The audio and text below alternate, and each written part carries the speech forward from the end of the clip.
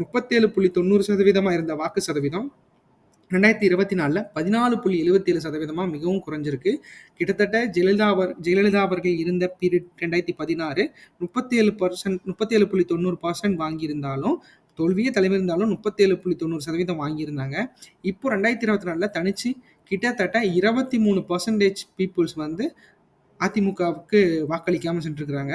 So AIADMK இந்த தொகுதியில மிகப்பெரிய கான்சன்ட்ரேட் பண்ணணுங்கிறது இந்த இதிலிருந்து நல்லாவே தெரியுது.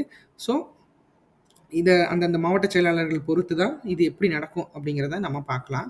அடுத்தது பார்த்தீங்கன்னா, 2016ல அதிமுக 37.90%, 2019ல 21.66%, 2021ல 32.40%, 2024ல 14.77% மட்டுமே பெற்று திமுக பார்த்தீங்கன்னா 2016ல 44.20% இருந்து 2019ல மிகப்பெரிய வளர்ச்சியா 67.05%, 2021ல 47.40%, 2024ல 45.30% வாங்கி இந்த தொகுதியை தன்னோட ஹோல்டில் வச்சிருக்கிறத, தன்னோட கையில் வச்சிருக்கிறத நம்மளால இந்த அனலைஸில் பார்க்க முடியும். அடுத்தது பார்த்தீங்கன்னா, நாம் தமிழர் கட்சி பொறுத்த அளவுக்கு பார்த்தீங்கன்னா, முதல் தேர்தலில் 2.30% இருந்தவங்க வாக்கு சதவீதம் 4ஆம் தேர்தலில் 8.45% உயர்ந்திருக்கு.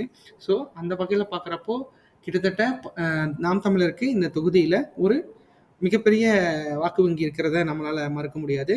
ஸோ இந்த தொகுதியில் மிகவும் கான்சென்ட்ரேட் பண்ண போகிறது யார் அப்படின்னு பார்த்தீங்க அப்படின்னா, திமுக அண்டு தமிழக வெற்றி கழகம், அடுத்தது அதிமுக, அடுத்து நாம் தமிழர், இப்படி ஒரு ட்ராஜடிக் கேட்டகரியில் தான் வரும்னு நினைக்கிறேன். அதிமுகவுக்கு மிகப்பெரிய சவால்கள் இந்த தொகுதியில் காத்திருக்கு.